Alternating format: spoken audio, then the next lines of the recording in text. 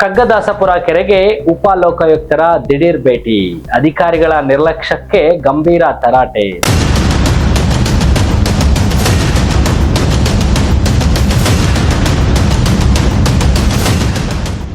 Silicon city ಬೆಂಗಳೂರಿನ ಕೆರೆಗಳ ಅಭಿವೃದ್ಧಿ ಹೆಸರಿನಲ್ಲಿ ಕೋಟಿ ಕೋಟಿ ರೂಪಾಯಿ ವೆಚ್ಚ ಮಾಡಲಾಗ್ತಿದೆ ಎಂದು ಹೇಳಲಾಗ್ತದೆ. ಆದ್ರೆ ನಿಜವಾಗಿಯೂ ಆ ಹಣ ಕೆರೆ ಅಭಿವೃದ್ಧಿಗೆ ಬಳಸಲಾಗ್ತಿದೆಯಾ, ಇಲ್ಲವೇ ನೀರಿನಲ್ಲಿ ಹೋಮವಾಗಿದೆ ಎನ್ನುವ ಅನುಮಾನ ಈಗ ಜನರಲ್ಲಿ ಮೂಡಿದೆ. ಈ ಪ್ರಶ್ನೆಗೆ ಕಾರಣವಾಗಿದ್ದು ಉಪಲೋಕಾಯುಕ್ತರ ದಿಢೀರ್ ಭೇಟಿ.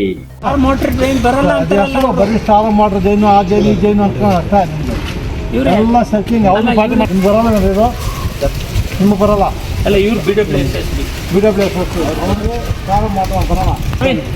ರೇಖಾ ಸ್ಟಾರ್ ವಾಟರ್ ಕರ್ನಾಟಕ ಲೋಕಾಯುಕ್ತರ ಸಲಹೆಯ ಮೇರೆಗೆ ಉಪಲೋಕಾಯುಕ್ತರಾದ ನ್ಯಾಯಮೂರ್ತಿ ಬಿ ವೀರಪ್ಪ ಅವರು ಮಾರ್ಚ್ 9ರಂದು ಬೆಂಗಳೂರಿನ ಕಗ್ಗದಾಸಪುರ ಕೆರೆಗೆ ದಿಢೀರ್ ಭೇಟಿ ನೀಡಿ ಪರಿಶೀಲನೆ ನಡೆಸಿದರು. ಸ್ಥಳದಲ್ಲಿನ ಪರಿಸ್ಥಿತಿ ಕಂಡು ಅಧಿಕಾರಿಗಳ ನಿರ್ಲಕ್ಷ್ಯಕ್ಕೆ ಗಂಭೀರ ತರಾಟೆ ತೆಗೆದುಕೊಂಡ್ರು.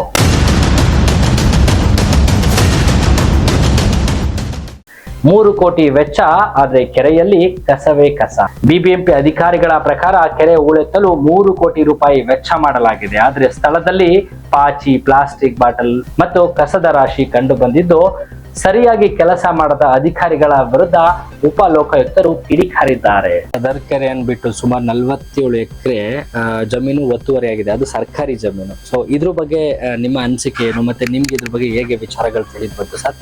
ಲಾಸ್ಟ್ ಟೈಮು ಪಬ್ಲಿಕ್ ನಮಗೆ ಲಾಸ್ಟ್ ಇಯರ್ ಪಬ್ಲಿಕ್ ಕಂಪ್ಲೇಂಟ್ ಕೊಟ್ಟು ಎನ್ಕ್ವೈರಿ ಇದು ಎಲ್ಲ ಎನ್ಕ್ರೋಚ್ಮೆಂಟ್ ಆಗ್ತಾ ಇದೆ.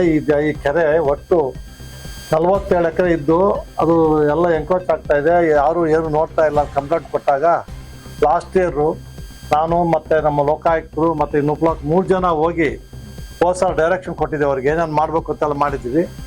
ಈ ಸಲ ನೆನ್ನೆ ಹೋದಾಗ 3 ಕೆರೆ ಹ್ಯಾಂಟ್ ಮಾಡ್ಕೊಂಡಿದ್ವಿ. ಸಾಹೇಬ್ರೊಂದು ಕೆರೆ, ಇವ್ರೊಂದು ಕೆರೆ, ನಾನೊಂದು ಕೆರೆ. ನನಗೆ ಇದು ಕಗ್ಗದಾಸಪುರ ಕೆರೆ ಕಳಿಸಿದ್ರು. ಅಲ್ಲಿ ಹೋದಾಗ ಆ ಕೆರೆ ಒಳಗಡೆನೆ ನಮ್ಮ ವಾಟರ್ ಇದ್ರದ್ದು ಗಲೀಜ್ ನೀರೆಲ್ಲ ಒಳಗಡೆನೆ ಇಟ್ಟಿದ್ದಾರೆ. ಒಂದು ಅದು ಆಚೆ ತೆಗಿಬೇಕು ಅಂತ ಹೇಳಿದೀನಿ. ಆಮೇಲೆ ಅದನ್ನ ಹೂಳು ತೆಗಿಯಕ್ಕೆ 3 ಕೋಟಿ ಖರ್ಚು ಮಾಡಿದೀವಿ ಅಂತ ಹೇಳ್ತಾರೆ. ನನ್ನ ಪ್ರಕಾರ ಅವರು ಸುಮ್ಮನೆ ಮೇಲ್ಮೇಲೆ ಮಾಡಿದಾರೆ, ಒಳಗಡೆ ಮಾಡಿಲ್ಲ. ಪಾಚಿ ಎಲ್ಲ ಕಟ್ಕೊಂಡಿದ್ದೆ, ಅಲ್ಲಿ ಗಲೀಜೆಲ್ಲ ಹಂಗೆ ಇದೆ. ಏನು ಈ ಪಾಚಿ ಜೊತೆಗೆ ಅಲ್ಲಿ ಬಂದು ಈಗ ಪೇಪರ್ಸ್ ವೇಸ್ಟ್ ಎಲ್ಲ ತಾಕಿದ್ದು ಒಂದ್ ಕಡೆ ಹಾಕಿದ್ದಾರೆ, ಅದೆಲ್ಲ ತೆಗೆದೇ ಇಲ್ಲ, ಅದೆಲ್ಲ ಹಂಗೆ ಇದೆ. ಅದೆಲ್ಲ ನಾನು ನೋಟ್ ಮಾಡ್ಕೊಂಡು ಫೋಟೋಗಳು ಇಲ್ಲಿ ಹಾಕಿದೀನಿ ನಿಮ್ ಜೊತೆಗೆ. ಇಲ್ಲಿದೆ ನೋಡಿ ಫೋಟೋಸ್, ಕೆರೆ ಫೋಟೋ ಎಲ್ಲ ಇಲ್ಲಿ ಹಾಕಿದೀನಿ. ಅಲ್ಲಿ ಪಾಚಿ ಕಟ್ಕೊಂಡಿದೆಯಲ್ಲ, ಆಮೇಲೆ ಒಳಗಡೆ ಇದು ಒಳಗಡೆ ಹಾಕ್ಬಿಟ್ಟಿದ್ದಾರೆ, ಕೆರೆ ಒಳಗಡೆ ಇದೆ. ಈ ಪಾಚಿ ಕಟ್ಟಿದೆಲ್ಲ ಕ್ಲೀನ್ ಮಾಡಿಸ್ಬೇಕು, ಎಲ್ಲ ಇದ್ ಮಾಡ್ಬೇಕು ಅಂತ ರಿಪೋರ್ಟ್ ಕೊಡಿ ಅಂತ ಹೇಳ್ಬಿಟ್ಟು ಬಂದಿದ್ದೀನಿ ನಾನು. ಸರ್, ಇದು ನಿಮ್ ಗಮನಕ್ಕೆ ಲಾಸ್ಟ್ ಟೈಮ್ ಹೋಗಿದ್ರಲ್ಲ ಅವಾಗ ಗೊತ್ತಿತ್ತಾ, ಇಲ್ಲ ಮತ್ತೆ ಈ ಸರಿ ನೀವು ಪರಿಶೀಲನೆ ಮಾಡಿಸಿದ್ರ? ಹೋದ್ ಸಲ ಗೊತ್ತಾದ್ಮೇಲೆ ಮತ್ತೆ ಈ ಸಲ ಏನಾಗಿದೆ ಅಂತ ನೋಡಕ್ ಹೋದಾಗ ಹೋದ್ ಸಲ ಕಂಪೇರ್ ಮಾಡಿದಾಗ ಸ್ವಲ್ಪ ಇಂಪ್ರೂವ್ಮೆಂಟ್ ಆಗಿದೆ. ನಾವು ಎಕ್ಸ್ಪೆಕ್ಟ್ ಮಾಡಿದಷ್ಟು ಇಂಪ್ರೂವ್ಮೆಂಟ್ ಆಗಿಲ್ಲ. ಸುತ್ತು ಒಂದು ನಮ್ಮ ಕೆರೆಗೆ ಸುತ್ತು ಒಂದು ಕಾಂಪೌಂಡ್ ಹಾಕಿದ್ದಾರೆ, ಮುಳ್ಳಿನ ತಂತಿ ಹಾಕಿದ್ದಾರೆ, ಎಲ್ಲೆಲ್ಲಿ ಎನ್ಕ್ರೋಚ್ಮೆಂಟ್ ಇದೆ ಅಂತ ಸ್ವಲ್ಪ ಐಡೆಂಟಿಫೈ ಮಾಡಿದ್ದಾರೆ. ಈ ಸಲ ಏನಾಗಿದೆ ಅಂದ್ರೆ ನಮ್ಮ ಗೌರ್ಮೆಂಟ್ ಅವರು ಆ ಬಫರ್ ಝೋನ್ ಇದನ್ನ ಕಮ್ಮಿ ಮಾಡಿಬಿಟ್ಟಿದ್ದಾರೆ. ಮೊದಲು 30 ಇತ್ತು, ಇವತ್ತೇನೋ 25, 20 ಮಾಡಿದ್ದಾರೆ ಅಂತ ಹೇಳ್ಬಿಟ್ಟು ಅದ್ರ ಪ್ರಕಾರ ರಿಪೋರ್ಟ್ ಕೊಡಿ, ಯಾವ್ದು ಒಳಗಡೆ ಬರುತ್ತೆ ಇಲ್ಲ ಅಂತ ಹೇಳ್ಬಿಟ್ಟು ರಿಪೋರ್ಟ್ ಕೊಡಿ ಅಂತ ಹೇಳಿದೀನಿ. ಅದೆಲ್ಲ ಕ್ಲೀನ್ ಮಾಡ್ಬೇಕು. ಏನು ಆ ಗಲೀಜ್ ಇತ್ತಲ್ಲ, ಪಾಚಿ ಗೀಚಿ ಕಟ್ಟಿರೋದು, ಅಲ್ಲಿ ಸಿಕ್ಕಾಪಟ್ಟೆ ನಾಯಿಗಳಿದೆ. ಜನ ವಾಕ್ ಮಾಡ್ತಾ ಗೊತ್ತಿಲ್ಲ. ಆಮೇಲೆ ಜನನೂ ಹಂಗೆ, ನಮ್ ಜನ ಅರ್ಥ ಮಾಡ್ಕೊಳ್ಳಲ್ಲ. ನಾಯಿಗಳು ಹಿಡ್ಕೊಂಡ್ ಬರ್ಲಿ ನಾಯಿಗಳು, ಜೊತೆಗೆ ಒಂದು ಕ್ಲೀನಿಂಗ್ ಇದು ಬರುತ್ತೆ, ಎತ್ಕೊಂಡ್ ಬರ್ಬೇಕು ಅವರು. ರೋಡಲ್ಲೆಲ್ಲ 200-300 ನಾಯಿ ಬಂದೆಲ್ಲ ಅಲ್ಲಿ ಗಲೀಜು ಮಾಡಿದ್ರೆ ಏನು ವಾಕ್ ಮಾಡಕ್ಕಾಗುತ್ತೆ? ಜನ ಅರ್ಥ ಮಾಡ್ಕೋಬೇಕು, ನಮ್ಮ ಪರಿಸರನ ನಮ್ಮ ಉಳಿಸ್ಕೋಬೇಕು ಅನ್ನೋ ಜ್ಞಾನ ಜನಗಳಿಗಿರ್ಬೇಕು. ಬಫರ್ ಝೋನ್ ನಿಯಮ ಉಲ್ಲಂಘನೆ.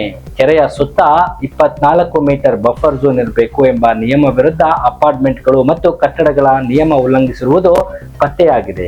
ದಾಖಲೆಗಳೊಂದಿಗೆ ವರದಿ ಸಲ್ಲಿಸಲು ಅಧಿಕಾರಿಗಳಿಗೆ ಸೂಚನೆಯನ್ನ ನೀಡಲಾಗಿದೆ.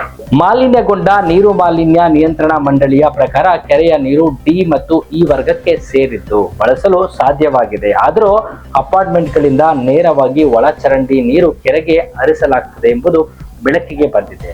ಸರ್ಕಾರಿ ಕಾಮಗಾರಿಕೆಯಲ್ಲಿ ರಾಜಕೀಯ ಪ್ರಚಾರಕ್ಕೆ ಬ್ರೇಕ್. ಕೆರೆಯ ಆವರಣದಲ್ಲಿ ನಿರ್ಮಿಸಿದ ಶೌಚಾಲಯ ಹಾಗೂ ಬೇಲಿಗಳ ಮೇಲೆ ಸ್ಥಳೀಯರ ಜನಪ್ರತಿನಿಧಿಗಳ ಭಾವಚಿತ್ರಗಳನ್ನ ಅಳವಡಿಸಿರುವುದನ್ನು ಉಪಲೋಕಾಯುಕ್ತರು ಪ್ರಶ್ನಿಸಿದ್ದಾರೆ. ಸರ್ಕಾರಿ ಕಾಮಗಾರಿಯಲ್ಲಿ ವೈಯಕ್ತಿಕ ಪ್ರಚಾರ ಸಲ್ಲದು ಎಂದು ಕಟ್ಟುನಿಟ್ಟಿನಿಂದ ಸೂಚನೆಯನ್ನ ನೀಡಲಾಗಿದೆ. ಒಟ್ಟಿನಲ್ಲಿ ಜನರ ತೆರಿಗೆ ಹಣದಲ್ಲಿ ಕೆರೆ ಅಭಿವೃದ್ಧಿ ಮಾಡುತ್ತಿದ್ದೇವೆ ಎನ್ನುವ ಅಧಿಕಾರಿಗಳ ಕಾರ್ಯವೈಖರಿ ಈಗ ಪ್ರಶ್ನಾರ್ಥಕವಾಗಿದೆ. ಉಪಲೋಕಾಯುಕ್ತರ ದಿಢೀರ್ ಭೇಟಿಯಿಂದ ಹಲವು ಕ್ರಮಗಳು ಬದಲಾಗಿದ್ದು, ಮುಂದಿನ ದಿನಗಳಲ್ಲಿ ಯಾವ ರೀತಿಯ ಕ್ರಮ ಜರುಗಲಿದೆ ಎಂಬುದು ಕಾದು ನೋಡಬೇಕಾಗ್ತದೆ.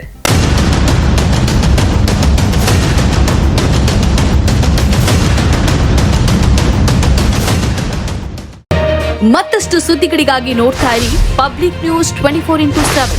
ಇದು ಸತ್ಯದ ಧ್ವನಿ.